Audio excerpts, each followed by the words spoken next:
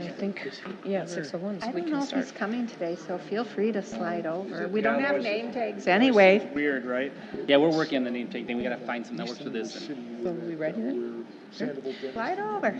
And we have a quorum? 1, 2, And if he 4, comes, he 5, can yes. sit on the Okay, end I'm anyway. going to call the Plan Commission meeting to order on Tuesday, November 5th, 2019 at 6 o'clock p.m. Would you please rise and join me in the Pledge of Allegiance?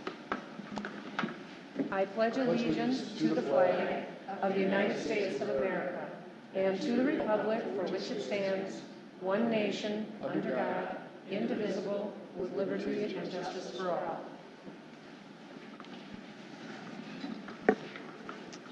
And roll call? Commissioner Graff. Oh, he's absent. Yep. Commissioner Oliver. Here. Alderman Kubaki. Here. Mayor Cheverati. Here. Commissioner Jacques. Here. Commissioner Buckmaster. Commissioner Bartlett. Here. Planner Tresbutowski. Here. Thank you. We have a quorum. Statement of public notice? The agenda was posted and distributed to all news media requesting notification in accordance with the open meeting laws on Friday, November 1st. And I'm looking for a motion to approve the October 1st meeting. Move to approve. I will second. Any discussion on those minutes? All those in favor? Aye. Opposed? The meeting minutes are approved. We have two public hearings this evening. And just to tell everybody, anybody who wishes to speak on a public hearing, all you have to do at that time then is come up to the microphone and state your name and address and speak. But it must pertain to that hearing. First public hearing for Presbyterian Homes, Wisconsin Senior Housing Partners requesting a conditional use grant in accordance with the Muskego zoning ordinance to allow a senior housing campus development including independent living units, assisted living units, and memory care units for the property located on Durham Place. And Adam, you want to give us a quick update? Thank you. Yeah, what I'll kind of do for everyone so they know, we'll kind of just hit some real basic highlights so everyone has a rough overview. And then based upon any comments that come up when we actually get to the agenda item, we'll talk about the projects in more detail for each of the hearings. So the first hearing here, as the mayor mentioned, is for the site that was formerly the home to Test Corners Elementary School. The proposal is to demolish that school and to build one senior housing complex community. That's going to have 80 independent senior living units, 20 memory care units, and 20 assisted care living units. The building itself in general is going to be about 2 stories closer to the Janesville Road side, 3 stories as you get more on the southern part of the site.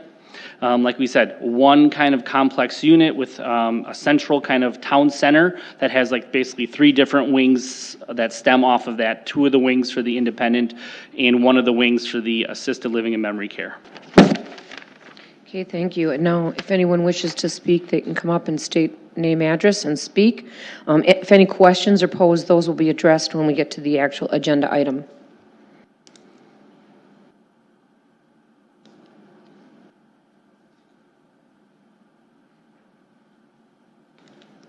Hi, my name is Jim Reitz at South 68, West 14583, Sandy Knoll Court. I spoke at a public hearing a few weeks ago, and I guess I'd just like to repeat some of the concerns that I and neighbors that live in Sandy Knoll subdivision have related to this development. And I don't think many of my neighbors are actually opposed to it, but we do have concerns. One of them is drainage. When Test Corners Elementary School changed their parking lot structure quite a few years ago, a number of us that are adjacent, our backyards are adjacent to that area, we developed basement drainage problems.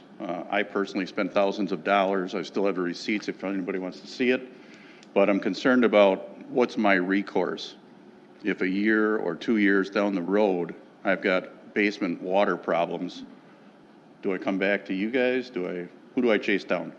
That'll all be addressed in the item. I understand. It's a rhetorical question. We're also concerned about the view that we saw at the previous public hearing showed the front view, but nothing of the back.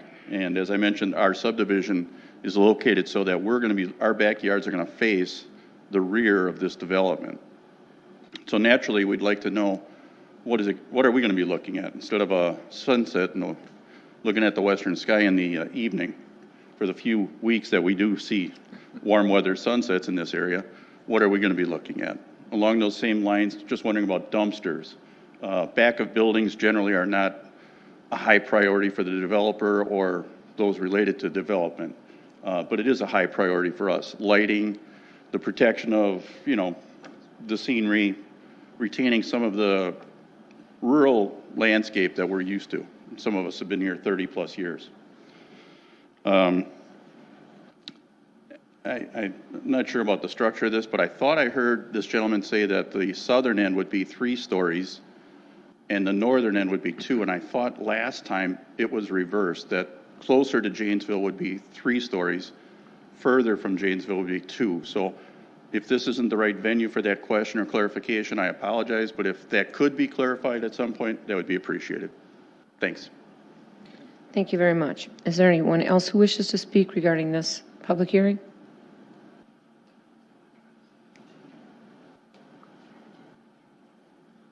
Okay, then we will, are you coming up? You're the developer? Oh. Adam, do you want it now or when we get to the agenda item? He's welcome to Okay. the hearing if he wants to. Because we'll be talking about it again. Okay, whichever you prefer. I'm happy to. I think it might be easier because then we can interact with you, otherwise we can't. Okay, I'll wait. If you do wait, thank you. Wait, thank you. So with that, I will close this public hearing. And then the next public hearing is for Quick Trip requesting a conditional use grant in accordance with the Muskego zoning ordinance for the purpose of allowing a gas station for the property located on Janesville and College. Adam? Thank you, Mayor. So as was stated on that corner, that was formerly the home to a couple different bake branches, which has been vacant for quite a while. That property was owned by Naturescapes, who's a local landscape company for a while, and they have been looking to sell the property for some time. You may recall that this was a site that was proposed by Casey's General Store a year or 2 ago now for a gas station, which they decided to just not proceed with on their own will. The new proposal is by Quick Trip. It's going to be for a gas station convenience store. Will also contain a car wash. The way that they're orientating the building in general, the front of it will face westward. And then the pumps will be on the west side of that building, basically between the new building and the existing shopping center that's to the west. We'll kind of, like I said, go through more details when we actually get to the discussion item based upon the comments. Okay, thank you, Adam. Is there anyone here who wishes to speak regarding this one?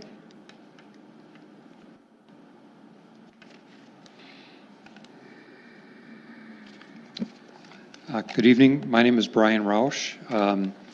I live at South 66, West 13809 Hemingway in the Fountainwood subdivision of Test Corners. And I haven't spoken at this type of event before, so I'm not sure if my comments are appropriate, and you can stop me if they're not.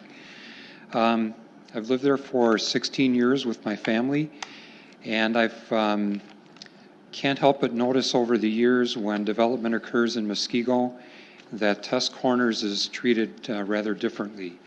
Regarding things like downtown has very nice lighting, garbage receptacles, park benches, median treatment, but Test Corners seems to be, it has the MW Marine storage lot, which is quite frankly an eyesore. When that's the gateway to our city from the north on Sunny Slope Road.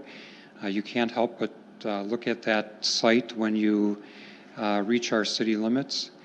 The industrial park in that area is already unsightly when you view it from Test Corners Drive looking to the east. College Court also is not very pleasant. And it seems that a gas station, although I'm sure I would probably use the gas station if it were there, I don't think that it's the type of gateway that we should have to our city from the east. Janesville Road is really the first impression people have of our city when they enter it. Thousands of cars a day, I would imagine, come into our city on Janesville Road. And I don't think that a gas station, I'm not sure what would be an attractive gateway to our city at that point. But I don't feel that the bright lights, the 24-hour service and use of a gas station would be the best way to greet people to our city. I think that Tusk Corners could be a very attractive area, could be something that we could all be very proud of. The cattail architecture of signage and benches and things is really pretty beautiful, but we don't have any of that at Tusk Corners. Things are very plain there, the lighting and et cetera, and I, as a citizen or resident there, I'd really like to see improvements to Tusk Corners that I don't think a gas station would provide. So, thank you very much. Okay, thank you very much. Is there anyone else who wishes to speak regarding this?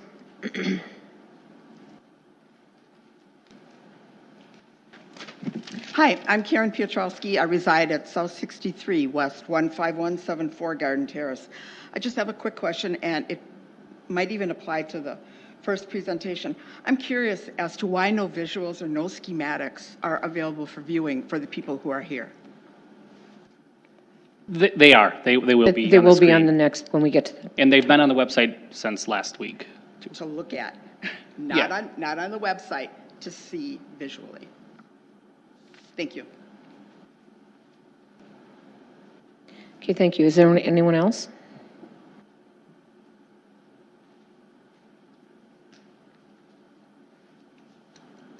Hi, my name is Scott Yench. I actually live in New Berlin at 6005 South Carrington Lane.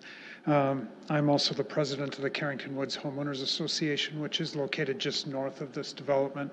I hope that you can indulge me in some comments that I had and things for you to consider, and hopefully as a neighbor of yours, perhaps it can come up in the discussion tonight. We live just across College Avenue from this development area, and personally, I like Quick Trip, big fan of their cookies, use their car wash, get gas there, no complaints in concept with Quick Trip at all. That said, I do have concerns in three categories, which is lighting, signage, and traffic. The lighting is that gas stations tend to be overlit. They tend to have a lot of glare, a lot of illumination at night that sometimes exceeds daytime illumination. Coming past the Quick Trip here at Janesville and Racine, it was actually pretty good. So if that's your lighting standard, that may be an unnecessary concern, but there are many houses within about 500 feet of this gas station, both north and south, that would be affected by any stray light, not just in illumination, but also in glare and uplighting as far as light pollution. As far as signage goes, I'm not as familiar with how Muskego does their signage ordinances. I'm more familiar with New Berlin. But when I looked through the plans today that were on your website, I did notice that there is two identical size signs. One is located on Janesville Road, very close to the College Avenue intersection. There's another that is located on College Avenue on the western side of the property that, I don't remember the term you guys used for it, but it was like an auxiliary entrance off of the parking lot that currently exists for the strip mall. And I was concerned about the size and the content of that sign. There are two houses directly across the street from where I believe that entrance will be. I think that entrance is almost directly adjoining the driveway across the street for the home that's there. And I don't recall offhand how tall that sign is, but it looked to be identical to the one that's on Janesville Road. And it not only contains gas prices and a lit Quick Trip logo and things like that, it also has an electronic message board. Nothing like that exists on College Avenue currently. Not just on that intersection, but along the entire space of College Avenue, there is no signage for any businesses. It tends to be a two-lane country road. And I would ask that perhaps the board the commission may consider whether or not, one, that sign is necessary at all, or if possible, it could be reduced in height, in size, and perhaps remove the electronic message board sign so you're not having the Las Vegas, message board action going on in front of residences. I'm also concerned that that same size sign will encourage people to use College Avenue entrance as opposed to what I would think is the primary entrance, which is Janesville Road. And by that, you're going to be increasing traffic onto College Avenue, which I don't believe can really sustain it. It can't support a lot of additional traffic. And that brings up my final concern, which is traffic. College Avenue is a hazardous road. The intersection of Sunny Slope Road and College Avenue is the source of multiple accidents and many, many resident concerns. The New Berlin City Council is very familiar with resident concerns of that intersection. I'm concerned that a gas station with an entrance off of College Avenue will make that even worse. And I don't think that you guys want that. But just so that if you're not aware of it, if you're not getting those concerns because of its location, that's taken into consideration, that College Avenue is a horrible road for traffic. And anything that can be done to minimize the amount of traffic that goes along that stretch of road, I think, is in everybody's best interest. And that also leads into deliveries. When Walmart was looking at building where they ended up going, just south of College Avenue, they promised the residents along College Avenue to make sure that their delivery trucks used Janesville Road and Moreland Road instead of College Avenue, which to my knowledge they've done. And it's been very much appreciated, because sending semi-traffic down a 2-lane country road that has a lot of hills and very few shoulders that can sustain anything as far as leeway would be greatly appreciated. So if the deliveries for Quick Trip could be done not on College Avenue, that would be a wonderful thing. Thank you for your time. Thank you very much. Is there anyone else? Okay, then with that, I will close this public hearing. And that will take us to consent agenda, or consent business, which is Resolution PC 64, 2019, approval of an annual review for Pick and Save, I read yours, located on Janesville Road. Move to approve. Second. Any discussion? Any issues at all police issues, Adam? Nobody? Nothing? Okay, thank you. Okay, no other discussion? All those in favor? Aye. Opposed? It is approved. New business for consideration, Resolution PC 62, recommendation to council to rezone property from I-1 Government and Institutional District to a Planned Development District, approval of a conditional use and building site and operation plan for Presbyterian Homes, Wisconsin, Senior Housing Partners, Durham Place. Move to approve. I will second. Thank you. And now Adam. Thank you, Mayor. Follow up. So this was that first public hearing that was talked about on the former Test Corners Elementary School site. I'll kind of go over some of the questions that came up, I guess, right away to get those covered, and then we'll kind of go into more detail. So yeah, some of the concerns that were brought up at the previous rezoning public hearing, which were similar to this public hearing tonight, relating to, first of all, drainage. Drainage is definitely something that is very much, the developers are very much aware that drainage issues are present out there.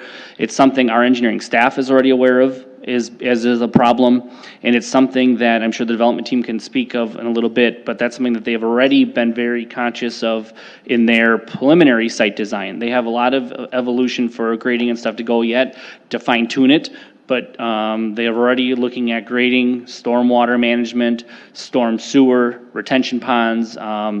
They commented at the last meeting they've actually oversized their stormwater pond because they want to make it not only a functional feature, but also an amenity.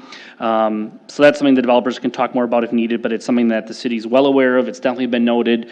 The resolution that's in front of the Plan Commission tonight does talk about that being something that needs to have special attention paid to it when the construction plans are formally reviewed. As far as height and back of the building, front of the building, so you'll see in front of, on the screens right now, this is a view kind of from, kind of between that school site and Bushy's. So this would be from like the northwest corner of that site. So this part of the building facing Janesville Road is 2 stories. So the memory care assisted living, so that when you see on the left side of the drawing is the assisted living and memory care, that is 2 stories. If you kind of look at the far right side of the drawing, you'll start to see that you can see a little more height. And Aaron, can you put one of the maybe views on?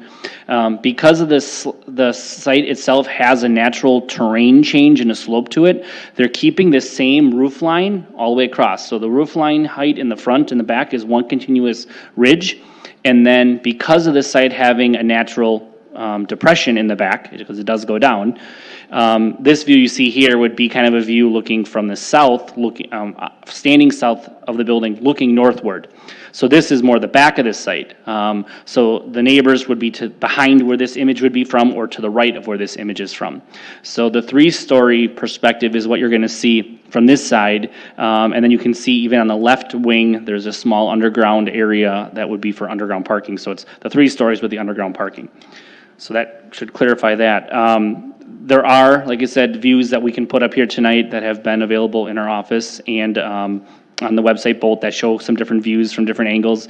The development team also, what they did is they took a few shots where they took the site plan, they modeled existing trees. So these trees you see are not proposed trees, these are existing trees. And then they also did some views without trees to kind of show you from adjacent yards what possible views could be given the distance and the terrain that's out there. As far as dumpsters go, this building doesn't have your traditional back of a building, like you mentioned. Yeah, a lot of times back of buildings are where you put things you don't want to see. This building, really all sides of it look the same. Obviously, the front entry is a little bit different, but between the masonry material, siding material, decks, windows, design, there's no side that is treated differently other than the front, because the front entrance is meant to be a focal point. The area that's meant for their service, maybe Aaron, do you want to kind of move the mouse and kind of maybe highlight on the site plan where the service area is? You can just leave any one of these plans up, is fine, Aaron. So the area where you see the cursor on the screen, that's kind of a recessed service bay. What it is going to be is, so any kind of dumpsters, generator, transformer, are all going to be in that general area. So number one, if you live in a house, you won't see it because it's on the opposite side of the building of any kind of housing. And also because of the terrain change with Durham Place, that area is actually lower. So it's almost kind of like a basement level, if you want to call it that. So there'll be an area that's recessed where the little cursor is on the screen right now. That area, all dumpsters will be kept inside at all times. The only time dumpsters are allowed to be outside is during the active day of pickup. So once pickup day, they wheel them outside through a double set of doors. They get picked up. Once they're picked up, they get wheeled back inside. So there won't be permanent dumpsters sitting outside. There will be some utility and mechanical things like transformers and generators there, but once again, this effort was taken to, number one, try to hide and conceal it as much as possible, as well as place it in a location that's as far from any residence as possible. And last thing I think is lighting. As far as lighting goes, this project will have to meet the city's lighting specs. The lighting specs are treated throughout the city all the same. Any new lighting or new projects have the same type of lighting specs and lighting rules. Basically, all fixtures have to be 0-degree tilt. All fixtures have to be full cutoff. It would make no sense to have large pole lights on that side of the site because there's no reason to have pole lighting over there. We will have to look at, I don't know if we have all the detail, we'll have to look here on exactly wall lighting, but we can definitely make sure that any lighting is 0.5 foot candles or less at the lot line. That is a city code requirement, and that's basically a measure of how bright the light is at the lot line. I believe from the preliminary info we saw, there should be no concerns with lighting, but that's something too that we will pay attention to when the final permit would get approved, making sure those lighting levels are met. Other kind of details on this project, this approval tonight is actually for a couple things. It's for a recommendation of a rezoning to a planned unit development. It's approval of all of the architecture and site approval via that building site and operation plan process, and a conditional use grant is also needed because of the memory care and assisted living type units. The amount of units that are proposed are within what the zoning code currently allows, so they aren't asking for any kind of waiver from what the current zoning allows, excuse me, for the multifamily zoning they're asking for. What they're not asking for is any kind of density bonus. Sometimes with planned developments, people ask for bonus units. They are not asking for that here. As far as site access goes, there will be one access off of Janesville Road, which Waukesha County has tentatively, preliminarily approved for them. The access off of Janesville Road will only be for the service type stuff, so deliveries, pickups. It will be for employees and visitors. So once you enter off of Janesville Road, there is no ability to take a shortcut through this and connect to Durham Place. Any residents that live here and are going to park in the underground parking have to access the site off of Durham Place. That is the only access for residents that would be on this facility. So two entrances, two very different purposes. There isn't any ability to cut through, and that was a requirement of the county. They do show like a fire lane kind of around the back of the building, so some of those roads that are shown on the back of the building and in that courtyard area are for fire access. They aren't full-blown driveways. They're actually built at a smaller standard because they are meant just for emergency purposes. The building itself meets setbacks and offsets from all the proposals that we've seen to this point. We'll verify all of that at the time of permitting. As far as parking goes, they are showing a total of 42 parking stalls on the north side of the Janesville Road side of the site, which is for employees and visitors. They're also showing a small secondary auxiliary parking lot of 13 stalls on the southern part of the site, which is kind of a little bit of overflow in case they have an event or extra visitors or employees for some kind of special event or something going on. Otherwise, the residents will be parking in the underground parking. They're identifying 80 enclosed parking stalls under the building. The one thing the developer has mentioned is they have other facilities throughout the state and even the country that are similar to this, and what they find is that they typically, most units, whether it's a couple or single person or whatever, usually only have one vehicle or one need to stall, and they've learned that after a few years of use, even those needs curtail quite a bit. So they're definitely confident that this would more than meet their indoor parking need. As far as the architecture of the building goes, this area is not in the test corners design guide. I think because it was always a school, when the design guide boundaries were set up, they never thought it would apply. They never thought the school would go away. But the developer on their own kind of did adopt some of the principles from the design guide, so it definitely does fit within the neighborhood when it comes to an architectural style. Overall, the building does have when you average the masonry is 51.3% masonry, which the city typically likes to see 50% masonry. There are a couple, I think it's two small elevations that fall, a bit below that. So there are some conditions in the resolution to, bump up those elevations slightly, so that the average for the whole building, when you run the whole building as a total, would be at least 50%. So there are some things you'll see in the resolution tonight that cover that. As I mentioned with lighting, there are lighting specs that are identified in the city's code. They will have to meet all the typical lighting specs that any other new development will meet. They're not asking for any kind of waivers for anything relating to lighting. They haven't specifically proposed signage, but any signage would need separate approval. We talked about the mechanicals and that kind of stuff. We do have a preliminary landscape plan that will go through a more rigorous review once we get closer to building permit time, involving the city forester, also making sure that they have ample landscaping and are meeting the city's landscape requirements. Otherwise, excuse me, staff is recommending approval based upon the design guides and the stuff we have planned in the zoning code. This definitely does seem to meet the intentions. Like I said, as part of that plan development though, they are asking for a height waiver and there is a slight waiver to floor area ratio and open space. So all those numbers are talked about in the resolution. But like I said, it will be 3 stories on the southern part of the site, 2 stories on the northern Janesville part of the site, and that's strictly a byproduct of the slope of the site. Thank you, Adam. That was very well done. Everything was addressed. Are there any questions by the commissioners? I do have one question regarding the retention pond. Will that be fenced off for security and safety reasons for the neighborhood? No, they are not typically. There's nothing in the city's codes that ever require that. If people choose to do it on their own. Number one, it's their private property. No one should be trespassing. Okay. If it's something the development team wanted to do, they'll be welcome to. They're trying to use this as an amenity, not just a utility purpose. So I think that would probably go against their goals of why they're making it bigger on purpose. Just like any natural lake or pond. Little Muskego Lake isn't fenced.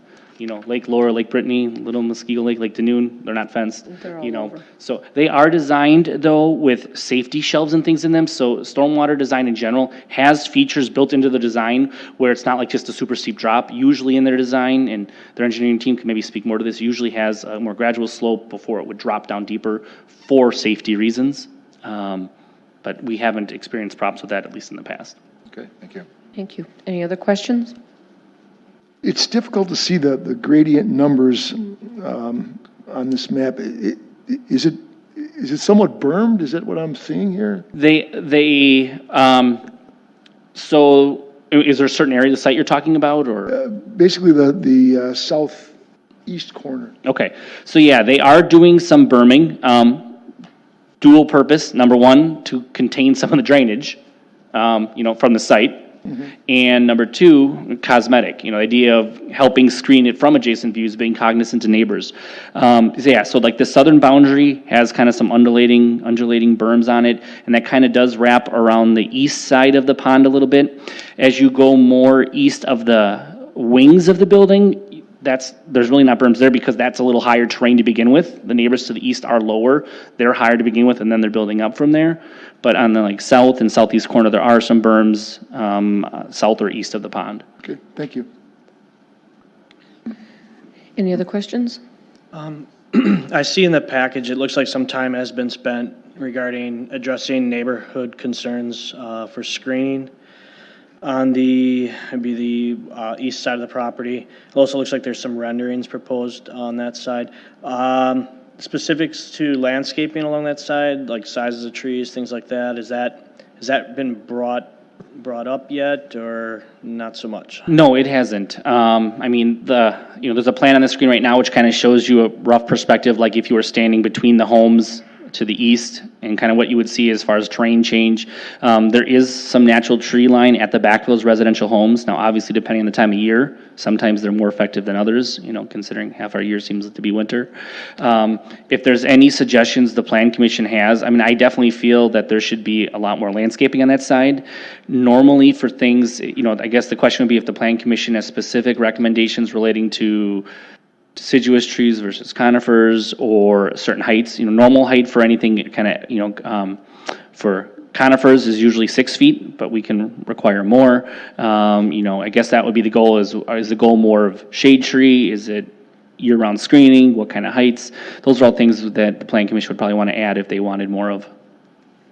Okay. Yeah, I think that would be probably the main thing that I see as I look at this is some sort of conifers that would hold through the winter. You're talking about along the east side? Yes. Definitely something to create a screen and a buffer between the neighbors.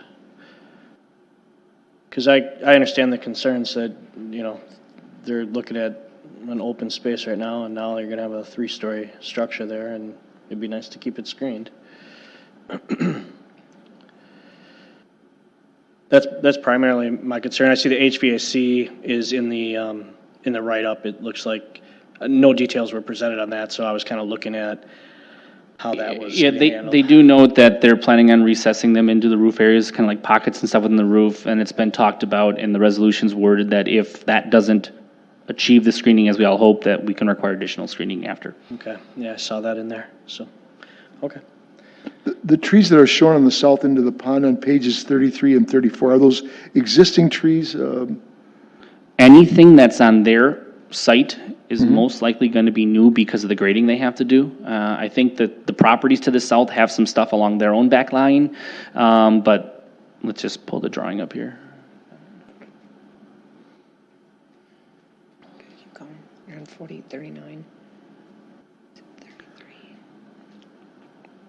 Okay, this one right here you're looking at. Yes. So when you look at the site plan, that area that the cursor's on right now, those are all new things they're talking about planting on top of that berming. Anything that's on their site will probably be going because of the grading work that has to happen there. Any trees that would be on the neighboring property to the south would obviously remain as they're on private property. Okay, but we don't have a full planting description. There is a landscape plan in here. I think it needs some work and it's going to need some more review, but if you have specific comments or suggestions, we can obviously amend. Well, I concur with Jeremy as far as the plantings on the east side in that section.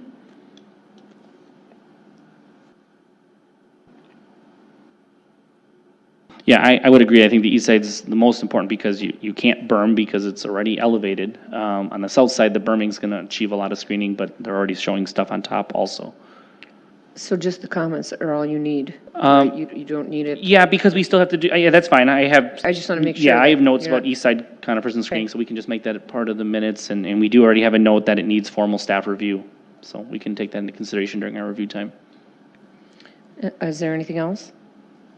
You said one last question, and that's on the height of the existing building now. Do we have that shown somewhere in relation to what the new building height's going to be? We don't have anything with existing building, as we normally don't compare existing to old. I can get you, there is some of these drawings that are in front of you here. Let's see here. So if you look at the top of this page that's in front of you, you can kind of see some cross sections. Let's see if they have one from this side there. So here's a perspective. This view, if you see on the top half of the screen, kind of shows an approximate house location on the east and shows roughly where those existing trees are, shows how the land would slope up, and kind of gives you a perspective of what you would see for roof line. So these are the two southern wings of the building with that terrace area in the middle. So if you can see that, that's on the top of the screen there. That's kind of an example of comparison between the two. They have it on this page. If you go to the page previous, it shows the same thing from the south, so you kind of get an idea of the house, the backyards, the tree line with the berm, the pond, and then you can kind of see where the buildings are in relation Okay, very good. to that. Thank you. The closest they have is, I guess, on the elevations, they have truss bearing height. It looks like at 29 feet. I don't see any dimensions to the roof line. In the narrative, because, we measure height to the midpoint, we measure from grade at the base of the building to the midpoint of the highest peak or gable. So we're not measuring to the peaks. And in their write-up, I can get you some numbers here if you hold on a second. They do kind of give some notes on that. So the height of the building on the north side facing Janesville Road, how we measure it to that midpoint is about 27 feet as measured at that base of the building to the midpoint of the pitch roof. The highest point on the southern part of the building, which would be kind of along Durham Drive side, has a proposed height of about 37 feet as measured per code. So that's from the base of the building at the building to the midpoint. Because of the height difference between the actual site and Durham Place, if you're measuring from Durham Place itself, from the roadway height, that height varies between 39 and 45 feet. That's not looking in the west because of the height change that goes across the site.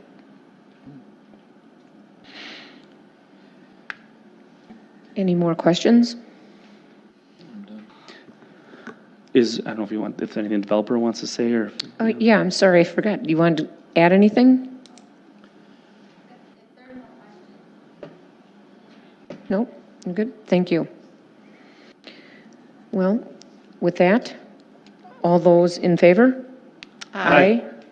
Opposed? It is approved unanimously. Thank you.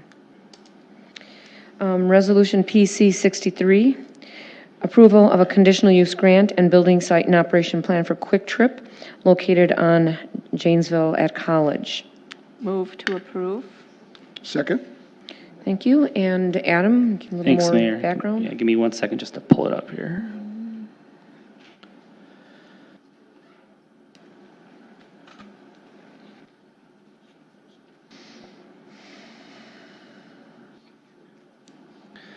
Okay, so we're getting the drawings up here in a minute on the screen for you. As we stated, this was that second public hearing located on the corner of College in Janesville Road, the former bank property. This property is currently zoned B2, commercial, local service center district. This district does allow a gas station use as long as it gets a conditional use grant and a building site and operation plan approval, which is what's in front of us, excuse me, here tonight.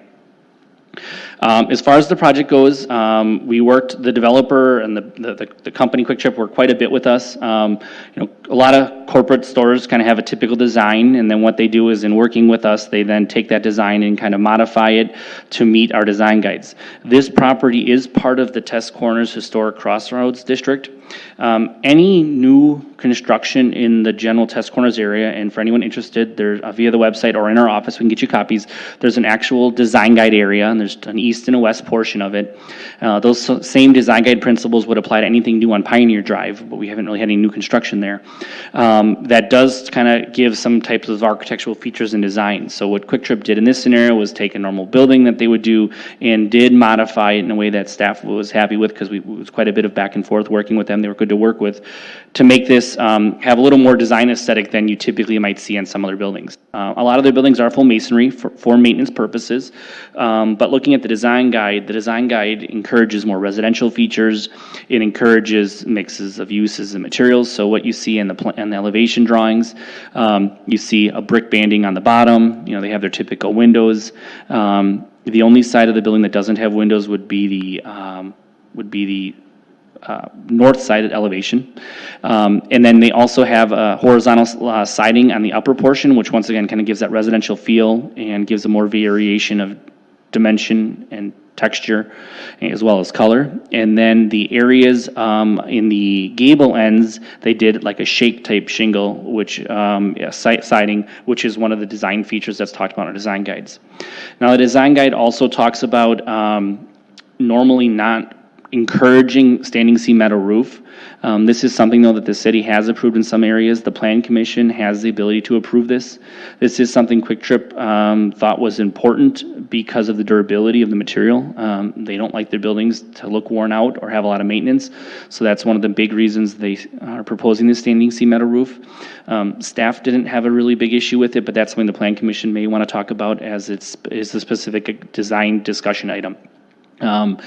The building itself does match the canopy. Aaron, if you could maybe put the canopy elevation up. The canopy itself, I mean, this rendering here is even kind of good because you can kind of see the canopy and the building together. This canopy was a great evolution from the original proposal. You're seeing that they have a brick column at the base of each of the support poles for the canopy. The canopy itself then kind of matches the fascia area of the building, as well as having roof kind of design that matches the building. So the canopy and the building themselves should definitely work very well together. Very similar aesthetic and architecture is proposed on both buildings. As far as masonry goes, overall for the building, they're at about 53% masonry, which is typically on the side of what we would like to see out there. As far as access goes, they are showing, one access site of their own off of Janesville Road, which is shown on the site plan you see there. They are also working with the adjacent owner to the west, or they'll need to work with them, but they are working with them, I believe, to establish some cross-access. There already is some connections between this site where the bank was with that site next door. They want to adjust some of those access points, clean up some of those access points, establish some new easements and agreements. So that is a condition of approval. As far as access goes, both of the roads are county highways. So the city of Muskego does not have jurisdiction over approval of access points to them. Their original plan, I believe, had another access actually off of College closer to the bend, but that was something I think working with the county, they realized wasn't going to be a good, safe fit. So anything relating to access improvements or changes to either College or Janesville will be subject to county review and approval. They don't get that access approval from the city, they get it from the county, being county highway. County highways are meant to handle larger loads of traffic. Does that mean College Avenue might need some improvement someday? Possibly. But county highways are typically where traffic does occur, and it's usually a county highway for a reason because of an increased traffic count that's there. That may have been something that drew them to this site, I can only assume. As far as parking goes, they're currently showing 27 parking stalls on the site, plus approximately 20 stalls associated with the pumps themselves. Based upon the code requirement, they would need 24 stalls, so they are exceeding the required parking requirements. The car wash that's proposed as part of this is located on the eastern part of the site, so the part of the building closest to the corner is where the car wash is. They did a great job on the elevation of really trying to mask that it is a car wash, which was something we worked with them on. So yeah, that view that you see on the screen right now would be kind of the view from the corner. You can kind of see a slight depression, which is where their stormwater is going to be handled, and that view of the building you're seeing there is the car wash elevation. The entire site has curb and gutter. Relating to the car wash, car washes obviously have sometimes necessitated noise coming out of their use. So one thing that Plan Commission may want to talk about, or it's in the resolution, is the idea of relating to car wash hours and operations. So right now the resolution states that basically that the doors of the car wash need to be closed at any time that someone's not actively entering or exiting. And I'm not sure how the interior layout for the car wash is. If a car can be dried with the door closed, it's written that that would have to happen. If the car wash design doesn't facilitate that, which not all car wash designs do, then the door can obviously be open while the car's exiting and drying, but as soon as that cycle is done, it should be closed. We've worked with other car washes before that said this is definitely doable. This is something we've recently required in another car wash that was proposed in the city. Another thing the resolution states, and the Planning Commission can discuss this time frame if they want, is the idea of limiting the car wash functionality hours from 7 a.m. to 10 p.m. Once again, like I said, this was similar that was done on another site in the city. As far as other kinds of operations go, they are requesting 24-hour operations for the gas station and convenience store itself. The resolution is drafted currently to state that all deliveries, whether it's products, fuel, any kind of merchandising, including trash pickup, should be limited till the times of 7 a.m. and 9 p.m. The reason that this was brought up was to be cognizant of the idea that there are homes to the north across College and homes to the south across Janesville. So to kind of bring up some of the comments that came up at the public hearing, that was something that we thought was a pretty good solution, and this was similar to what was being proposed and looked at when the Casey's store was proposed at this area. So that's something the Planning Commission may want to talk about there also. As far as dumpsters go, they have an enclosure proposed kind of by the car wash entry in the northeast part of the site. All dumpsters, refuse containers will be kept in that all time, so no one will have to see a dumpster sitting out there. As far as they are proposing a little kind of screening wall on the northwest corner of the building, and what that's intended to do is serve as they have like bread racks or any kind of other racking for like daily deliveries. Those can be kind of kept behind that wall. So that wall is a feature that I know not all their stores have, some of their older stores don't, and that's an issue we've actually had with their other store in the city, was having stuff stored outside. They now have kind of a nice contained area to keep that in, which is something that was favorably looked at. As far as outdoor storage of material or sales of material, as the Planning Commission knows, I think that's something that's been a hot button issue that I think the Planning Commission's gone different ways on, and depending on what it was and how often. They are asking for, Quick Trip is asking for, to be allowed to have an LP tank sales bin out front of the site. They sell their ice from inside the store, but they have a need for up to 2 ice bins outside the store for kind of overflow. If they know a busy weekend's coming up and depending on their next delivery is coming, they do want to have 2 bins on the north side of the building that would also be kind of like set for overflow storage of ice. Planning Commission can discuss if they're okay with that or not. They are proposing to paint the propane tank cage to match that brick color. Staff even went one step further to suggest that the resolution right now states that the ice coolers should also be painted. We have had businesses in the city that have approved ice bins that have painted them to match the building. So we're also noting that the ice containers that are outside, which normally would be white, should be also painted to match the building color. Planning Commission, like I said, can discuss that if they'd like. The only other product that was specifically noted as being an outdoor sales item is they are looking to sell salt or softener salt or road salt, I'm not sure, but salt in general by the canopy area. What the canopy is the canopy itself has like 5 rows of pumps or 5 islanders, if you want to call it that. They're showing that the inner 3, and this was kind of some discussion we had with them, the inner 3 pumps in between the pumps themselves would have salt storage outside. And they were also noting some salt storage on the ends of those islands. So the way staff wrote up the resolution currently is that the 3 innermost fuel islands in between the pumps would be allowed to have outdoor product if they're on an elevated curb, just so they don't risk getting hit by people and cars, and as long as they're kept neat and cleanly and clean, they would be allowed to have that salt out there.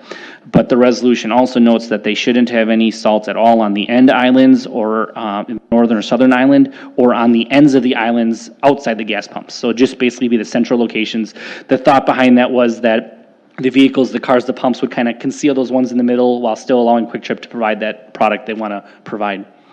As far as landscaping goes, we do have a landscape plan preliminarily submitted. It does have to go through formal staff review with our city forester as the building permit would develop.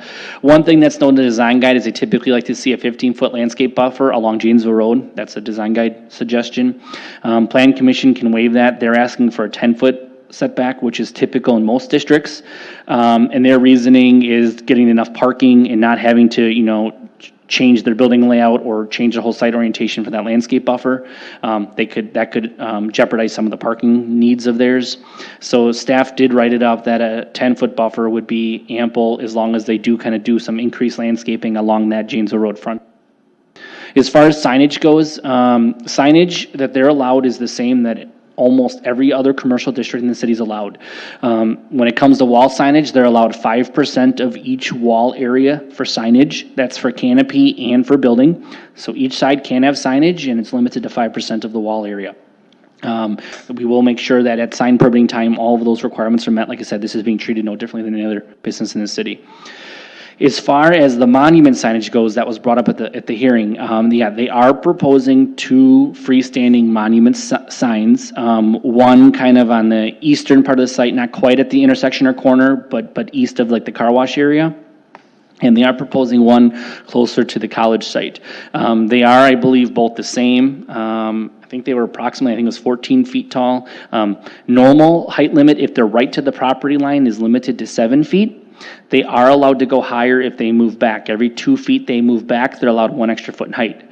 So if these are indeed, I think it's 15, it's almost 16 feet. For a 16-foot sign, they would have to be back almost 18 feet from the lot line. So that's something we'll have to work with them on. The Plan Commission, though, based upon the public hearing comment, may want to talk about that northern sign since there were some comments and questions about the application of that, and do both sides need a message center? Message center rules in Muskego basically state that the total sign size that's allowable is based upon code requirement, and they are allowed one on each frontage, but the question is, is it appropriate to have a message center in both? And that's something you guys can talk about, as well as the message center won't exceed 25% of the total sign size, as that's something that the code requires. Only other thing probably really worth mentioning is that there is a water extension that's needed as part of this project. Our utility superintendents looked at the project. Water is, I think it's about 700 feet to the west. When the MSP Heritage Senior Campus was built, they had to extend water to their site, and now this building would extend it to their site, which would kind of complete this section of Janesville Road for water. Other than that, staff was recommending approval, but there are a few items that Plan Commission may want to talk about. Thank you, Adam.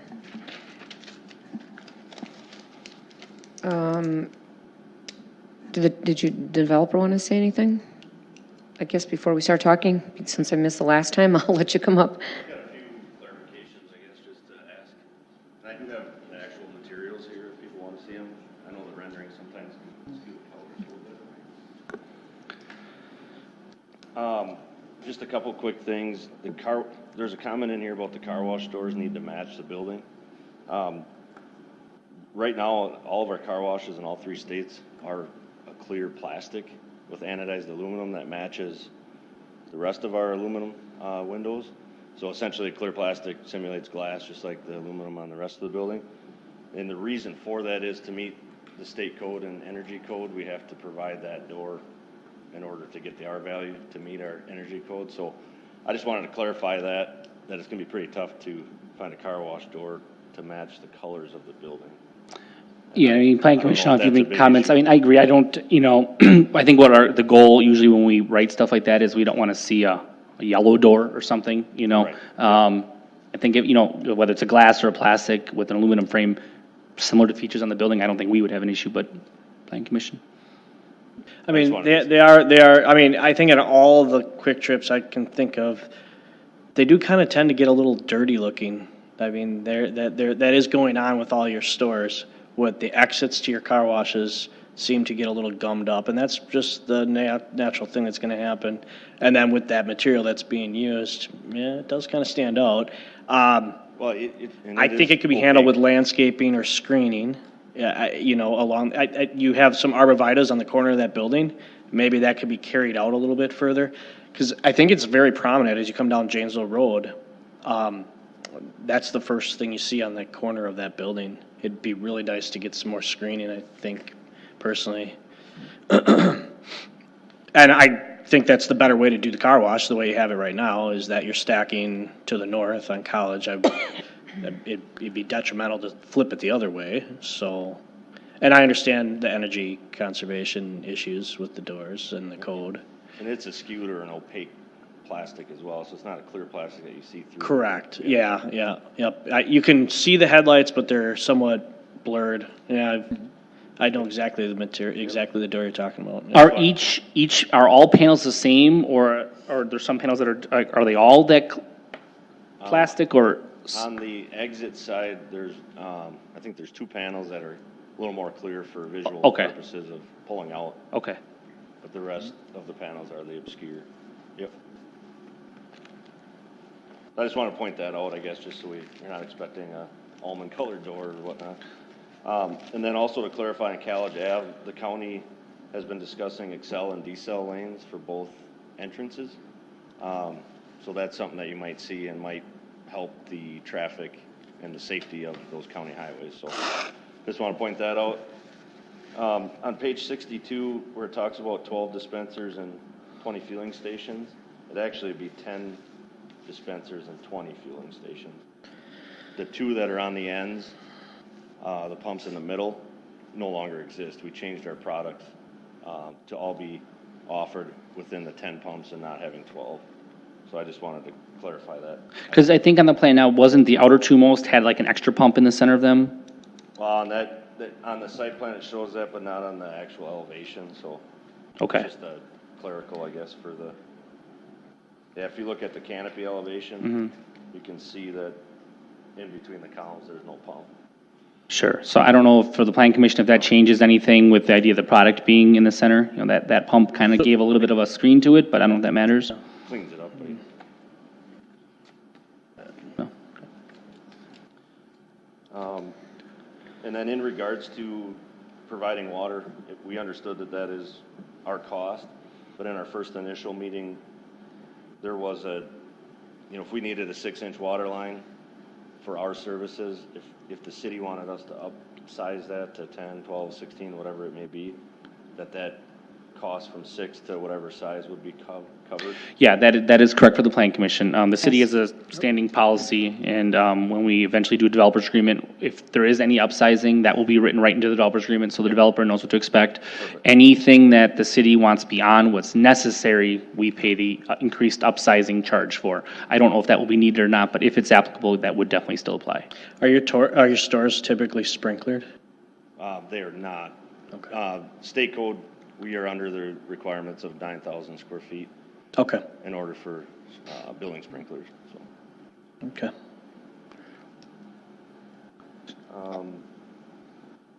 The biggest item, I guess, as far as deliveries, we don't have a problem with limiting all of our vendors within those hours, but our quick trip deliveries, which are one, maybe 2 food trucks a day,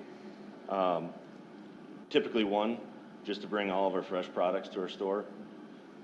And we shouldn't have problems delivering between these hours, but in the event of weather or some safety concerns, in order to get product there, I don't know if we can somehow cover that. So again, it's the food truck, the fuel truck is no problem during daylight hours and daytime hours. Okay. So I guess I want some consideration maybe the delivery time in this area for our trucks for food is between 5 p.m. and 1 a.m. And again, it would be that 1 truck. And again, we can facilitate fuel, but that fresh food truck is the hard one. And all of our other vendors are not an issue for those other hours. How large is that food truck? It is a full-size semi. Semi? Yep. Okay. I don't know, I know you had a traffic diagram and we didn't put it in the packet because I didn't know if it would matter to them, but I don't know if you can explain. I don't remember exactly what that traffic pattern was. Yeah, so the fuel truck actually can pull in off of College Ave, and they offload on the passenger side. So they'll be able to pull in off of College, off fuel on the west side of the site, and then pull out on Janesville Road. So no backing up would be necessary. And then the same would go for that food truck to pull in on College Ave or Janesville and have to pull to the west and then back up to the building because they offload. They would be able to pull up to the building and then back up to leave. So it would just be backing up to leave. Where's the entrance on I was College? just going to say, there is no entrance showing on the drawing. Right. So if you, on the site plan that's shown, like I said, they're working with the adjacent neighbor through a cross-access easement, which the codes strongly encourage. So on this drawing that's on right now, that black box on the kind of upper left side there, that's an existing driveway that services that shopping center that's currently there, that strip mall. And that comes off of With College. ingress, egress off of College? Yeah, that's an existing driveway off of College right now. They're looking at sharing it with that neighbor next door. Okay. They're looking at doing that same thing. There's another access off of Janesville further west, which services Lake Point Church and the Anita's Dance Studio and those businesses there. They're also looking to get an agreement to share that. So they would have 2 Janesville points, one on their site, one off-site, and that College one, which is off their site. Okay. We have another meeting set up with them here, I think, next week. Okay. But the access further to the east on Janesville is just the right in, right out, which is why we're looking for that one to the west. Yeah, so that means they won't have a cut in the boulevard, so that cars going west on Janesville will be able to turn in. If you're going east on Janesville, you won't be able to get into their new Janesville site. You'd have to turn in earlier or turn to go around to College. And that's a county requirement because of the distance to the intersection. I understand. Okay. I have a question on the north side of the building, the College side of the building, where you have the loading zone in the car wash area. There's a boulevarded area. Is that just landscape materials there? That's not a wall or anything? That's Just landscape materials Okay. and really just to help separate the traffic from the parking and the car wash stacking, and also Okay. the delivery aisle. how tall will those plantings be? Will that? I'm concerned about the ice machine in the propane Right. area. You know what, the hard part is it's only about 5 feet wide. Okay. So the taller you get, Okay. the wider your plants will get, but, Yep. you know, I would say max 4 to 5 foot tall. Okay. All right. Thank you. Which will help with screening. Sure. So yeah, just as far as those hours, I don't know, maybe if it's just an event of weather or circumstance or at least, again, what's your normal ordinance hours for working, like 6 a.m. to 10 p.m.? Like if it was construction site, which is the only hours we formally have in an ordinance, is sunset. So, winter it's earlier, summer it's later. Yeah, there's a set time in the morning. I forget what it is. It's, I think, similar to what these times are. That's kind of how we 7, select I the start think? time. I think it's 7. I think it's That's kind 7. of why we picked that as a start The time. only reason I ask is the hours from the car wash to the hours of that one delivery, there's an hour difference. I guess I would like to, at a minimum, go to 10 p.m. with the delivery. It's only one truck. The car wash will have more noise, I guess, than your backup alarm. And the other thing with that as well, and I don't know, as far as your noise ordinance, we've done a lot of studies with that. And again, we don't have a problem with the resident. We want to be a good neighbor. Most of the time when you get about 300 foot away from that car wash entrance, we meet the local noise ordinances, and usually the traffic that's traveling by on the highway is causing more noise than that car wash or that backup alarm does. So again, we can provide some more info if necessary on that to help with those hours. And again, the car wash isn't a concern, it's more that delivery. What kind of relief do you think you'd need on the delivery aspect? And again, if we're able to go from, to like 11 p.m., I think we can make it happen pretty easily and keep it, midnight, 1 a.m. out of the picture. Because if there is weather and they're leaving from La Crosse at 3 o'clock and they're delayed a couple hours, or even another truck leaving at 5 p.m., we should be able to meet those hours. So maybe. I mean, if we wanted, we could, whatever time you guys are comfortable with, we can word it to, hey, this is the normal plan, non-emergency time, and that if there'd be some kind of I just hate unique. to have the emergency time become the norm. That's, Okay. Well, yeah. yeah. Yeah. And we wouldn't want that either. And if Right. there's an issue, we definitely want to know about it. And the retail store is going to want to know about it, so. I mean, that's why we can amend the resolution in a way to set whatever time you want it to be your normal time, and that if the emergency time becomes excessive, that's something that could be brought back as a condition of the conditional use grant if we needed to revisit that. Yeah, I'd topic. be in favor of that, yeah. I guess I just would need feedback on what times you guys are thinking. If you're agreeing with the way it's written, or, you know, like he mentioned 10 o'clock for both, whatever. 10 o'clock is when it starts or when it ends for? 10 PM would be, The end, 10 That's, PM. I mean, the truck, you said it arrives when and unloading is when? Well, between 5 PM and 1 AM, and we could amend that to 5 PM, hopefully like 11 PM or whatever your recommendation is. the resolution right now says 9, applying to everything. We could do a couple things. We could say, keep every other vendor, so fuel or the Coke person or the Dorito person or whoever, you know, to those times. And we could have a separate time guideline if we wanted for their specific quick trip food truck delivery if you want. Yeah, we're okay with wording it this way, and then just leaving out the fresh food, quick trip delivery is what we're concerned about. I have a question, and it's directed to the gentleman who's doing the presentation, and I'm probably out of alignment here. Why would you need a deviation from how you operate in the quick trip on Racine and Janesville with your delivery process or delivery times?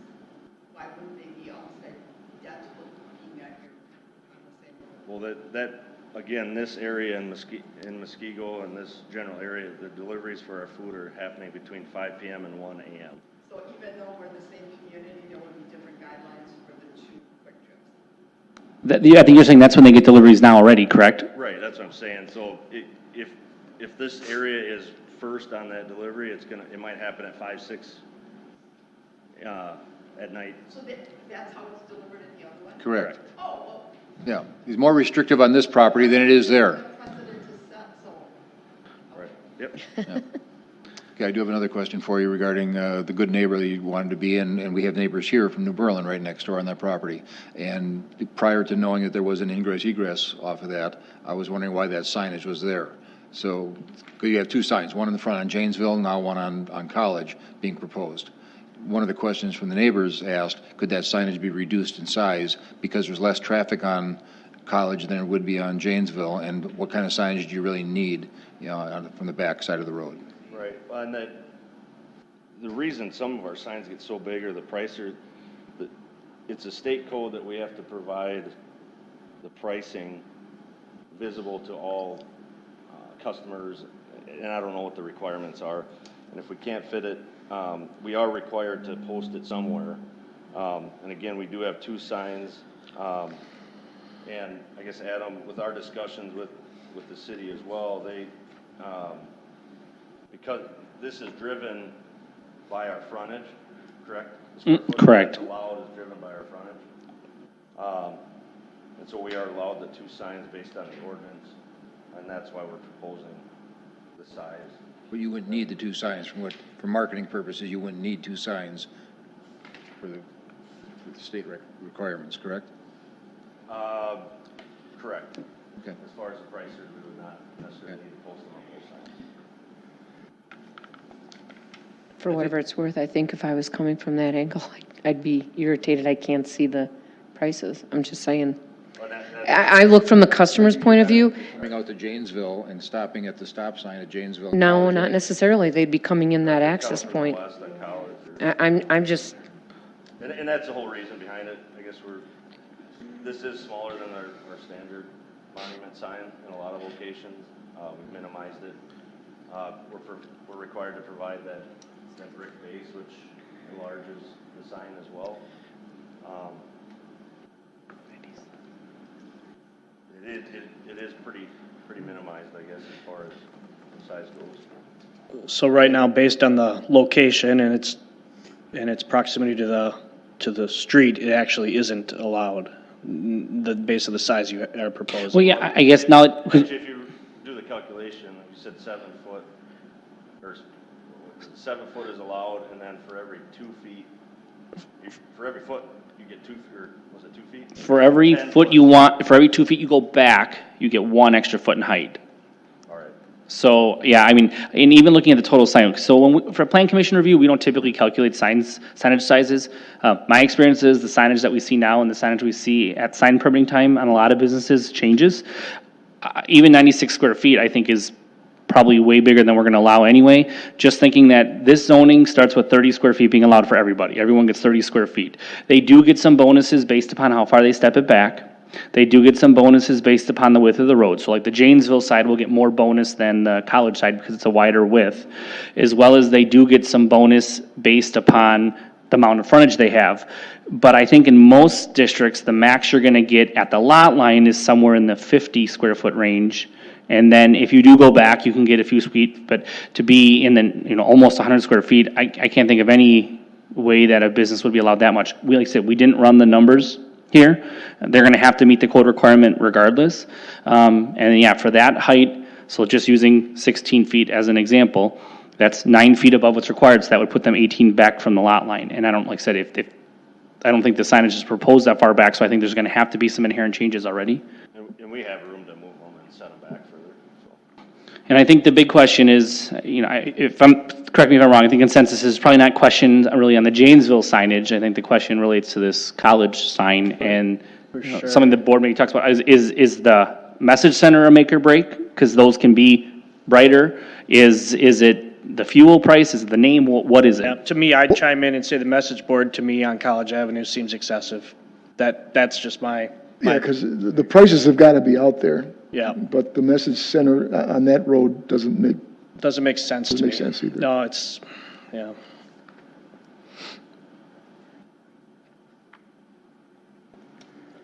Yeah, if we can resolve that with either dropping the message portion of that, I don't think we'll have a problem with that.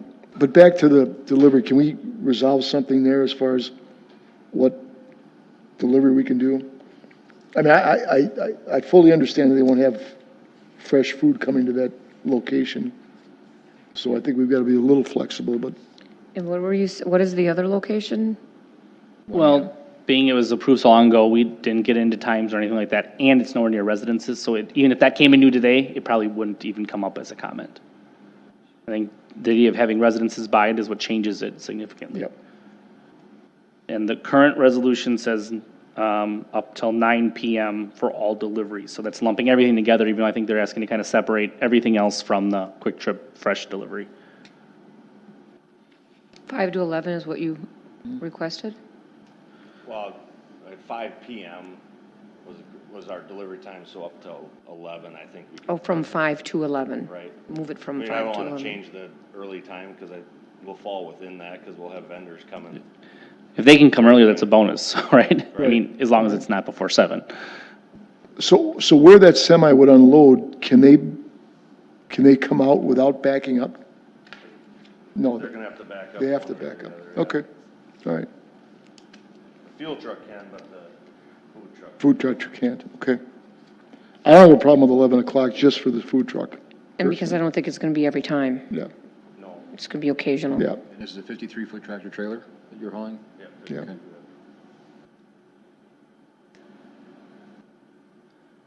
Do you need a motion for that one or not? I think we're gonna have a couple here, so I don't know if there's any more discussion, Okay. then maybe I can Oh, reiterate you what I can- have for notes. okay.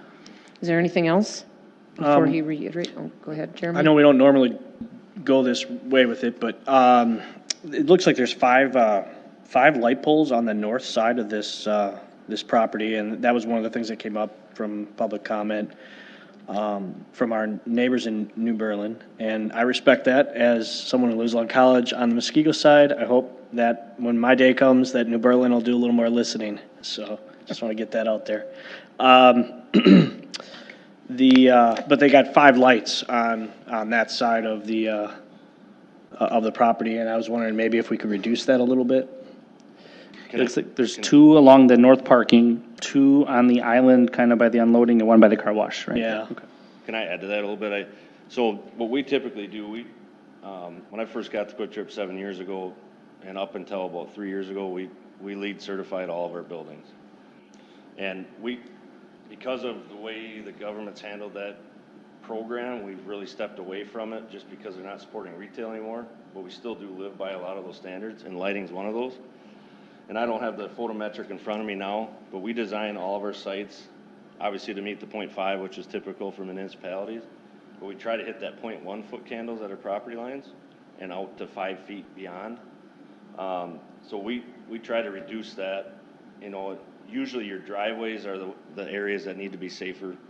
So sometimes those spill over. Your canopy area is a little bit brighter, but I guess I wouldn't look at it as a number of poles because we want the site to remain safe. And if you've been to our sites, you know that they are well lit, but I think people, with the new LED lights, people get a misperception of how bright the sites are, because really how much light is leaving your site is really the critical item, and we're down to almost 0.1 foot candles at that property line. And they are full cutoff. We do not have, you know, the car dealership lights that everybody sees and that broadcast and you see the lens. Our soffit lighting, our canopy lighting, and our lighting that's in our light poles is identical. They're full cutoff fixtures and no exposed lenses.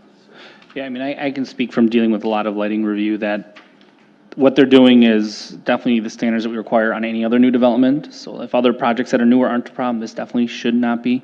And that foot candle level at the lot line is a really great measurement of how much light's leaving the site. And yeah, and I can confirm, we looked at the photometric plan in our office before the meeting, and yeah, they were, I think, of 0.1, and they're allowed to be 0.5, so they were, Okay. you know, Yeah, I don't see a photo. exponentially lower than they had to be at the line, the lot line, let alone the road's not even there, then you cross the road to get to the home, Sure, so does that mean in the distance you could see a light pole? Yes, but that light source is gonna be recessed in the fixture. Okay. Yeah, I don't have a photometric plan here to go by. I mean, that one light pole is, what would I guess? Maybe 20 feet from the lot line? The one on the. Probably about that. Yeah, yep. So if it cuts off that well,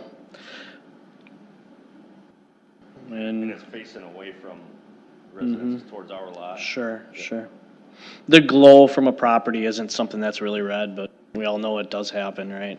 So, especially in winter, you get snowpack, it glows even more, right? So, that'll never be factored into this. There's no code that dictates it. I'm sorry. Do we have an elevation of the planting area from the north? What the proposed planting is going to be? Is there, There's a sketch, that's about all. yeah, I mean, there's a colored site plan, I Yeah. know, I think the other two renderings are more so from the Janesville side. Yeah, there's this one. But the site plan does have landscaping Just says, on it also. And maybe that need to be modified somewhat if we're concerned about, you know, the ambient light coming across, you know, from there. Is there what kind of trees? Do we want more deciduous trees in there? Or? Yeah, that would help a lot. If you look at that plan that's up there now, you do see the dark green, more deciduous. You've got some larger canopy ones just to the north and east of the building. And we have a larger green space towards the west, which will be landscaped. Page 70, Pretty much fully screened if, you know, vehicles leave in there, that area is screened better than the rest of the site. Yeah, I would agree. No, you do have good landscaping there already. page 70, packet page 72 is the landscape plan. Obviously, you can't read all the different, without maybe zooming in, the different sizes and specs, not all that's on there, but you can kind of see the density of what is proposed over that way too.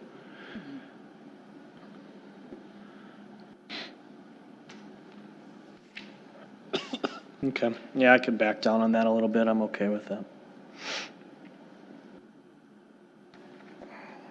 Is there anything else before Adam recaps here what we are looking for? So Okay, feel go free ahead. to correct me if you think I heard anything wrong. So the first one is, I guess, maybe just solidifying with the car wash store colors.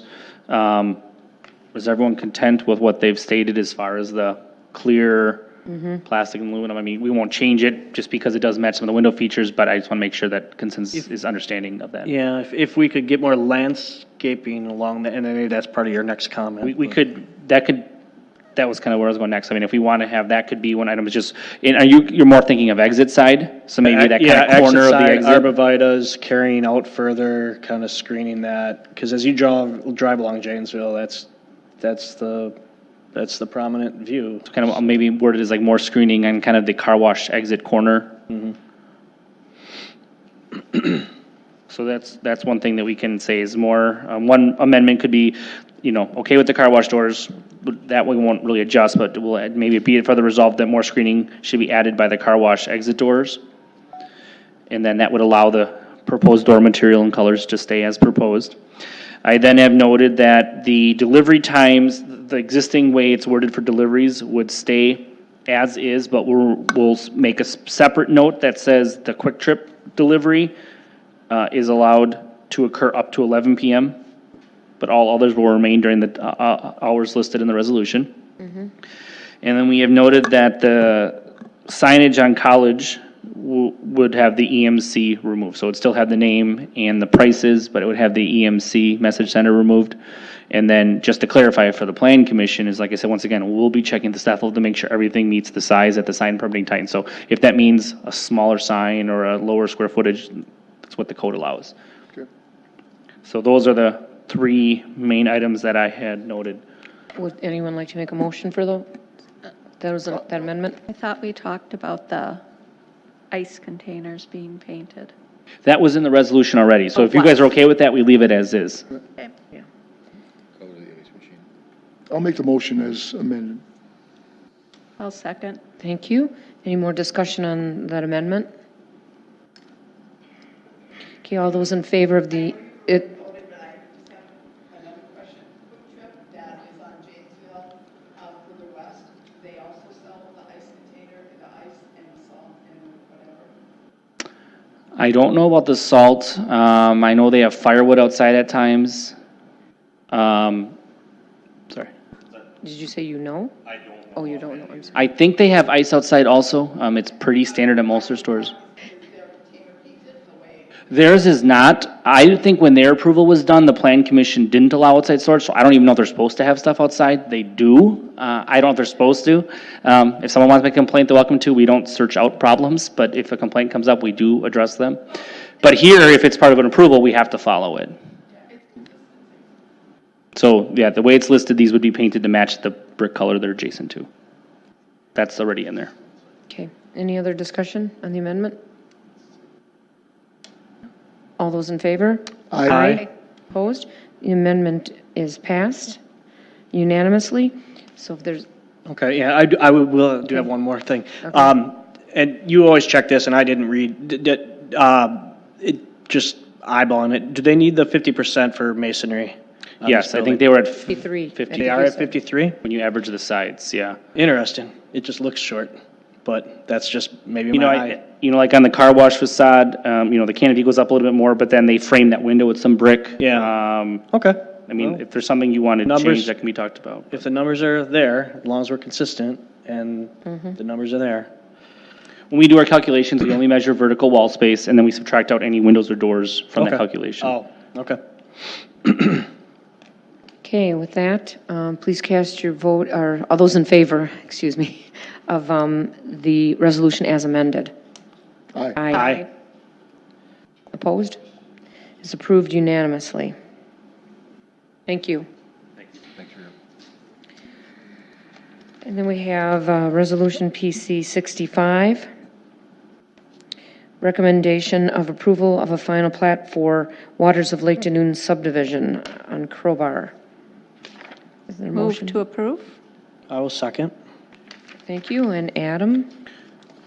Thank you, Mayor.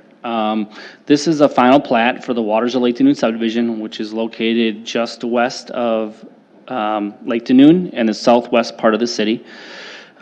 This plan received rezoning approval back in 2018 for Conservation Plan Development Zone District.